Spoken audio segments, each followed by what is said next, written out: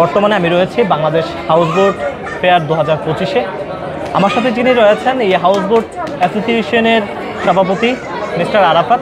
আজকে আমরা জানবো এই হাউসবোট ফেয়ারে পর্যটকদের কেমন সাড়া পাচ্ছে এবং নদীমাতৃক দেশ বাংলাদেশে বিশেষ করে পর্যটন স্পট টাঙ্গার হাওরে কেমন আধুনিকতার ছোঁয়া লেগেছে এবং আরও কী কী আধুনিক নিয়ে আসা উচিত। আসসালামু আলাইকুম। আসসালাম। মিস্টার আরাফাত, আপনার কাছে জানতে চাই এই টাঙ্গার হাওর পর্যটন স্পট উপলক্ষে আসলে যেভাবে হাউসবোটগুলো নির্মাণ করা হচ্ছে সেগুলো আসলে কতটা সেফটি মেনটেন করছে আসলে এই বিষয়ে একটু বলুন। আমাদের এইখানে আমাদের অ্যাসোসিয়েশন প্লাস হচ্ছে টাঙ্গার হাওরে যত বোট চলছে এই বোটগুলো আমরা এগুলো তো আসলে এই হাউসবোটের ট্রেন্ডটা জনপ্রিয়তা পেয়েছে 2022-23 সাল থেকে, বলতে গেলে করোনার পর থেকে। তো এর আগে আমাদের এখানে ট্রেডিশনাল বোট ছিল। এখন যেই সমস্ত বোট নির্মাণ হচ্ছে এগুলো ম্যাক্সিমামই দেখা যাচ্ছে তলায় স্টিল দিয়ে তৈরি করা হচ্ছে, যাতে কোনো পলিউশন হলে বা এখানে আপনারা জানেন যে হাওরের ভিতরে অনেক বাঁধ আছে, রাস্তা আছে, যাতে সেখানে আটকে গেলে যাতে কোনোভাবে আপনার ক্ষতিগ্রস্ত না হয়। এবং প্লাস হচ্ছে প্রত্যেকটা বোটে আমাদের ডাইমেনশনটা আমরা পারফেক্টলি ঠিক করে বানানোর চেষ্টা করি, যে কতটুকু লম্বা হলে কতটুকু চড়া দিতে হবে, এটা ড্রাফটটা কত দিতে হবে, এই ব্যাপারগুলো আমরা খেয়াল রাখি। প্লাস হচ্ছে প্রতিটা বোটে আপনার পর্যাপ্ত বয়া, লাইফ জ্যাকেট, প্লাস হচ্ছে অগ্নি নির্বাপক সহ দক্ষ সুকানি, দক্ষ ড্রাইভার সব কিছু আমরা এনশিওর করার চেষ্টা করছি। এই প্রথমবারের মতো হাউসবোট ফেয়ার, আসলে এই হাউসবোট ফেয়ার বাংলাদেশে পর্যটন এরিয়াতে কেমন সাড়া পড়বে বা এগুলো নিয়ে আসলে আপনাদের ভবিষ্যৎ চিন্তাধারা কী? আসলে হাউসবোট হচ্ছে বর্তমানে সবচেয়ে ট্রেন্ডিং আপনার ট্যুরিজম স্পট, এবং এইটা এখন শুধুমাত্র যে সবচেয়ে বেশি চলতেছে সুনামগঞ্জে। এছাড়া আপনারা জানেন যে নিকলিতে কিছু ডে ট্রিপ হয়, প্লাস হচ্ছে আপনার পদ্মাতে আমাদের কিছু হাউসবোট আসছে, প্লাস হচ্ছে রাঙামাটি কাপ্তাইতে চলছে। তো আমি সুনামগঞ্জের কথাই বলবো।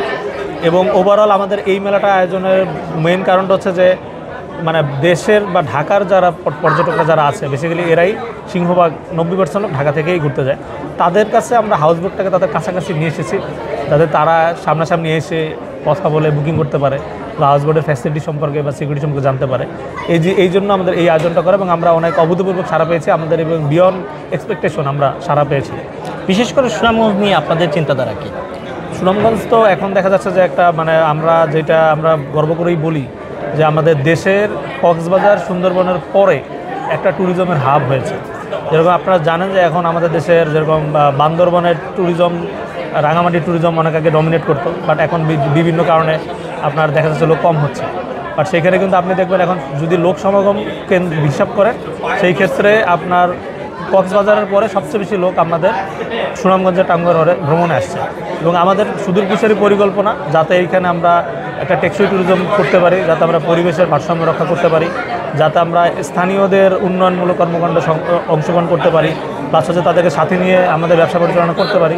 যেহেতু তারা অনেকটা ইনভলভ, আপনারা জানেন যে আমাদের প্রতিটা হাউসবোটের স্টাফ থেকে শুরু করে আমাদের এখানকার বাজার, কেনাকাটা, হাউসবোট নির্মাণ সব কিছু সুনামগঞ্জ কেন্দ্রিকই হচ্ছে। তো সেই ক্ষেত্রে আমরা সুনামগঞ্জ, আনোয়ারপুর, তাহিরপুর এই সমস্ত এলাকার যে লোকজন আছে তারা আমাদের এখানে কর্মসংস্থান হচ্ছে, তারা সবাই আপনার এখানে ফ্যাসিলিটেট হচ্ছে। তো আমরা সুদূরপ্রসারী পরিকল্পনা আমাদের আছে। সুনামগঞ্জের স্থানীয়দের উদ্দেশ্যে আসলে কি বলবেন? স্থানীয়দের উদ্দেশ্যে আমরা বলবো যে অবশ্যই আমাদেরকে সহযোগিতা করার জন্য, কারণ আমরা তাদের এলাকায় এখানে তাদেরকে সাথে নিয়ে আমরা ব্যবসা করছি, তাদের সহযোগিতা আমাদের একান্ত কামনা। ধন্যবাদ আপনাকে। দর্শক, আমি কথা বলছিলাম বাংলাদেশ হাউসবোট অ্যাসোসিয়েশনের সভাপতি মিস্টার আরাফাতের সাথে। তিনি যেমনটি বলছিলেন বাংলাদেশের নদীমাতৃক দেশ হিসেবে বাংলাদেশের সবচেয়ে জনপ্রিয় সেই সুনামগঞ্জের টাঙ্গার হাওর বর্তমানে পর্যটন স্পটের মধ্যে সবচেয়ে নাম্বার 1, এবং তিনি সবসময় সুনামগঞ্জের মানুষের প্রশংসা করে আসছেন এবং তিনি প্রতিবারের মতোই এবারও সুনামগঞ্জের মানুষের সহযোগিতা কামনা করছেন।